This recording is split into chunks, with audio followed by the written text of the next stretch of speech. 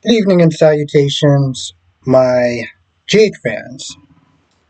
So, start off with Drew for a minute. Because Drew is having a day, right? There was some stuff that I agree with him. There was some stuff I disagree with him. Okay? And this starts off with Porsha.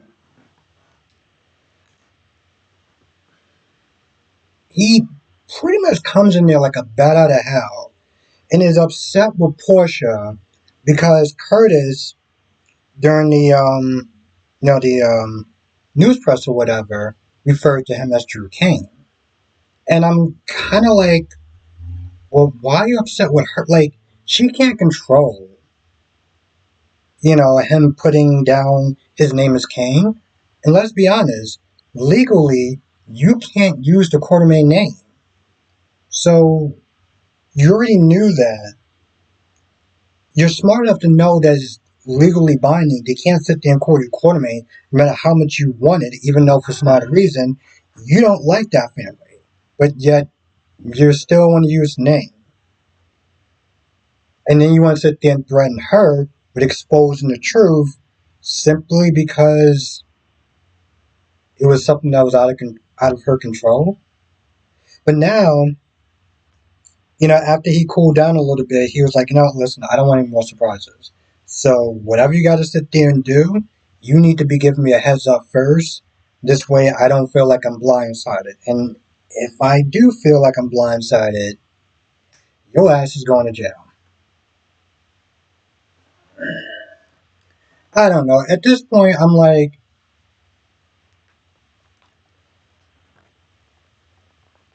I don't know how to look at this. I'm like, if you're going to sit there and blackmail her, you're going to be this villain.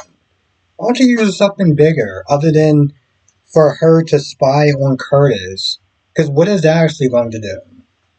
What if happens if you press another article or anything like that that she can't control? You're just going to sit there and keep getting in her face every time? I mean, at this point, she's going to be like, you know what, F, why don't you sit there and tell the truth? Also, the longer the thing about blackmail is that the longer you hold on to the secret, the less valuable it becomes when you stop to think about it.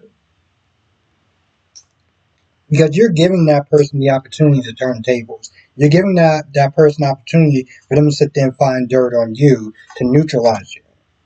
So this is the whole thing. It's like if you're gonna use it, this magic bullet, then use it. Threatening her, it was almost like Brad. All the stupid stuff he was in there doing as far as trying to threaten her was like, okay, you're using it for like vacation time and to go on a trip, like little dumb shit. Like, really?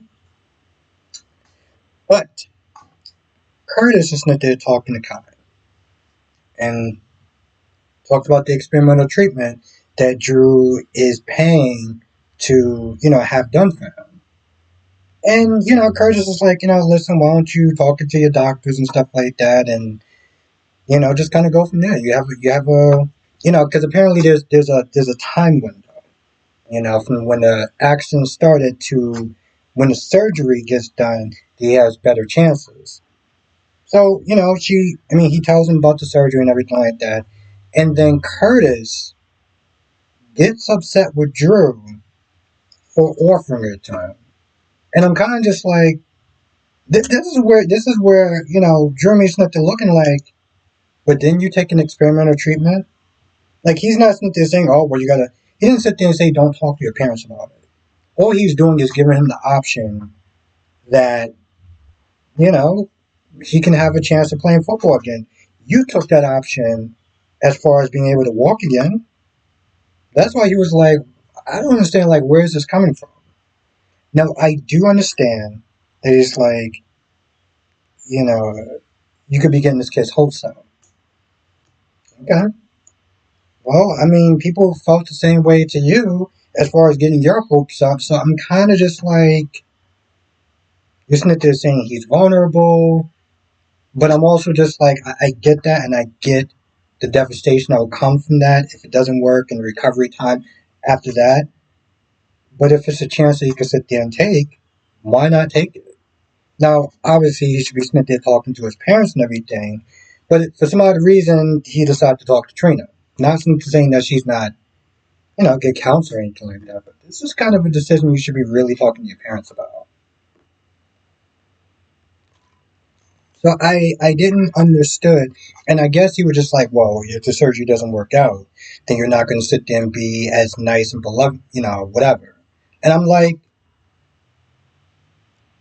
you're assuming that. You're assuming that. I don't know. Part of me felt like, hey, Curtis, you're. I get where he's coming from, but part of that anger just seems like it's almost a little bit misplaced.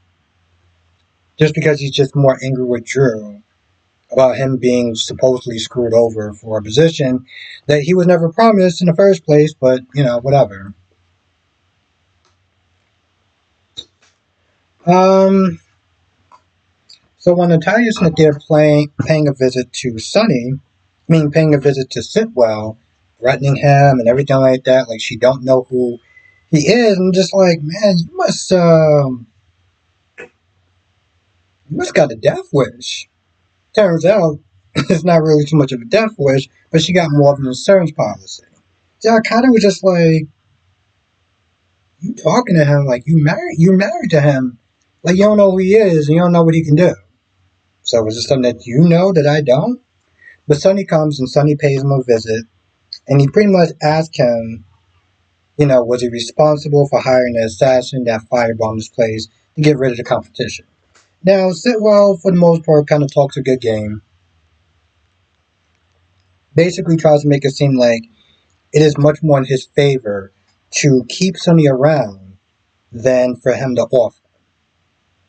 Um, Saying that he keeps poor Charles in check for the most part, and that helps him out as far as having his business thrive. So it doesn't do him any good to knock Sonny off the chess piece, off the chessboard. Of course, that's just what he says. So eventually he leaves. I thought that Sitwell told Natalya to just scram somewhere. She chose to do that.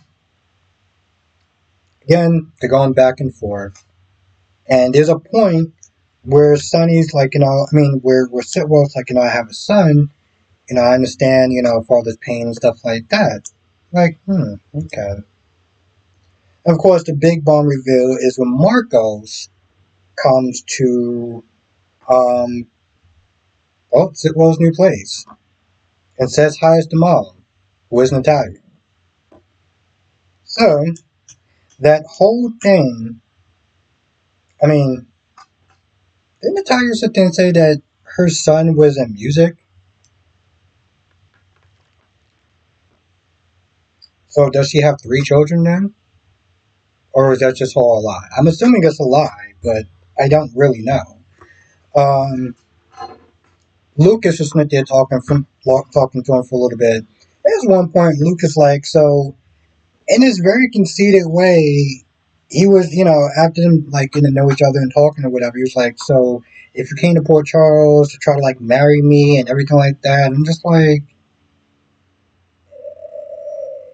you do realize that the universe is not revolving around you, right? Like, I'm glad that Marcos is probably so much more nicer about it than most people would have been. Like, no, I actually do have business here, and I didn't sit there and come to track you down. Like, I don't know. I felt like I just would have been insulted if somebody would have said that to me. But for the most part, they continue to get to know each other and stuff, and make future plans since he's going to be in town for a little bit. Now, I'm wondering, is this a test? So, Jocelyn meets that guy. I can't remember his name. The trainer, and they're having coffee and everything like that, and whatever. And there's a point where before she meets up with him, she sits there and says that the woman was flirting with him. There's a point where he goes to go get some pastries, right? And he bumps into the girl. They knocks him on the floor, whatever, stuff knocks him to the floor, and the girl passes him something. Jocelyn sees that. So afterwards, they talk a little bit more, and the guy goes back to, I guess, the training center. Jocelyn goes there a little bit after. And while they're there and they're talking and everything, um, Brennan gets there.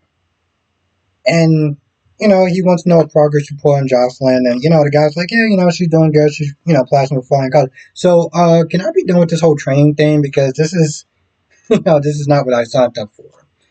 But exactly, apparently, Jack was like, yeah, you're not going anywhere until I say so. I mean, remember that whole thing in Romania, right?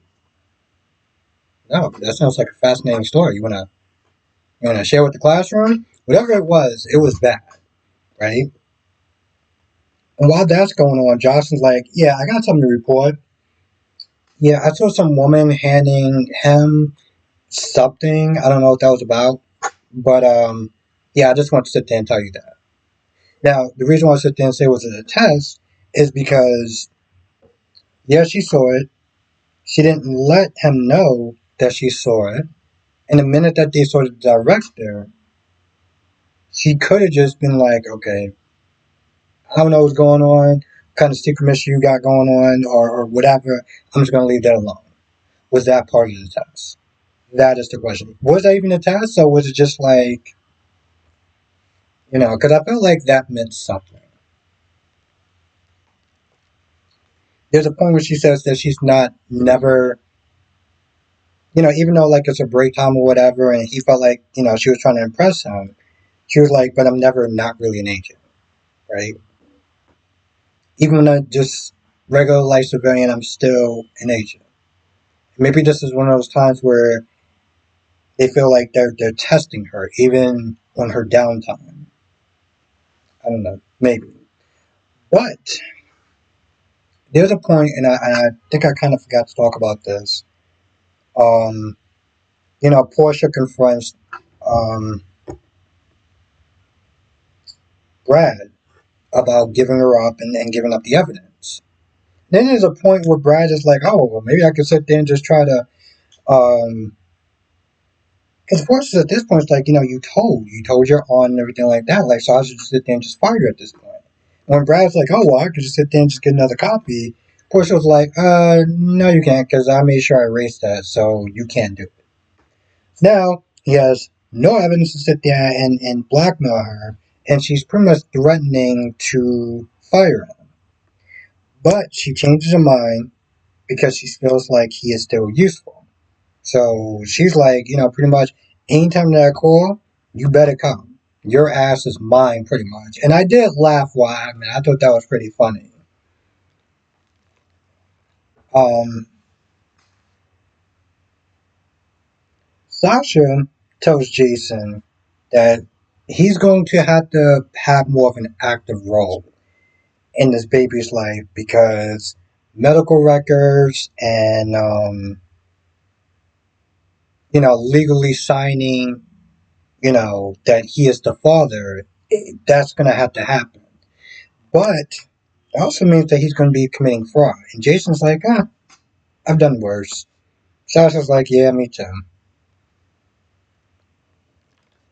Now remember, this whole story, this whole point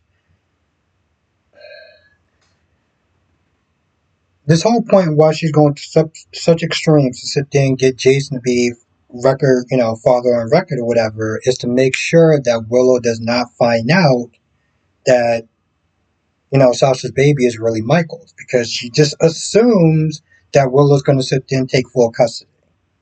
So we don't know, she keeps just saying like, well, we don't know how long it's going to take before Michael gets better.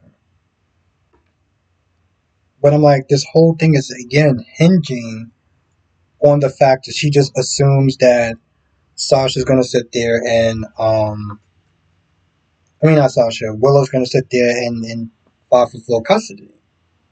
But she doesn't even know that. Like, she's just assuming that. She's assuming that she's going to be that vindictive. And I'm not just saying, like, what she did, like, she would have never imagined that, Willow would cheat on Michael. That's a stretch, though. But the problem is, it's a stretch to sit there and keep um this story going because it's kind of ridiculous. It's kind of ridiculous. Like Jason's all too willing to help and everything like that, but I'm like, Sasha, you're really going through a lot to try to protect Michael. And I'm not saying it's not admirable, but like, boo, at this point you're committing fraud. Like, really? All on the assumption? Like, something about this just seems a little too far fetched. But you gotta stretch it out. Um, there's a scene where I feel I should just mention this. Just mention it. There's a scene with Carly and Jack, where Jack is telling. Well, Jack comes back to the table, and Carly's like, "So, did you talk about me?" She just assumes that Sonny was that they're trying to get her or get him to stop dating her. And once he says no, and he says it's WSB work or whatever, she kind of has that look like, well, I mean, what is it? And once again, Jack has to remind her, hey, listen, there's certain things I can tell you, there's certain things I can't, there's certain things I have to lie about. You have to be okay with that. And she tries to make it seem like, oh, well, I don't want you to sit there and lie to me or think, just because of your job that you don't have to be held accountable or that you just get to get away with stuff. And I'm kind of just like, are we like going right back to square one? Because I feel like these are the type of concerns that you would have if you're not okay with the situation. Are we doing this again, or like what are we doing? So long story short, she's like, fine, listen, I understand it's your job or whatever, and it is what it is. But I feel like questions like that is like, I feel like after a while, Jack is going to start to get kind of annoyed and be like, yes, we just had this conversation before. But now, okay, cool. Oh, and then you got Turner and her fishing expedition with Trina, asking about if Emma told her anything that wound up happening during that incident in college. The reason why she's not there doing that is because she wants to make sure that Anna isn't abusing her power by trying to protect Emma from whatever type of consequences that she may be facing. And she's not entirely wrong because, I mean, let's be honest, she did sit there and go out her way to help Valentine. So it's not that far out the question. But Trina's like, I don't really know anything. And as far as stuff goes on Anna, you gotta talk to her about that. I don't know Anna like that. So that's something you gotta sit there and talk to her about. I understood that scene. What I didn't understand was the scene with her and Sonny, because what exactly was she asking? Like, what was she asking? I mean, she pretty much just sitting there saying, for an alleged mob crime boss or whatever, you've done pretty well with yourself. You even align yourself with Port Charles' finest, like the mayor and the commissioner, people that will probably not want to be associated with you. So, what's your secret or whatever? And again, I don't know exactly what she was asking for, but it just seemed like it went nowhere. And she was like, "Well, I got a couple more questions." Yeah, but these questions aren't going anywhere. I mean, they're literally not going anywhere. So, what are we doing? Um, what a day! What a day! What a day! I don't know. I feel like I'm still not done.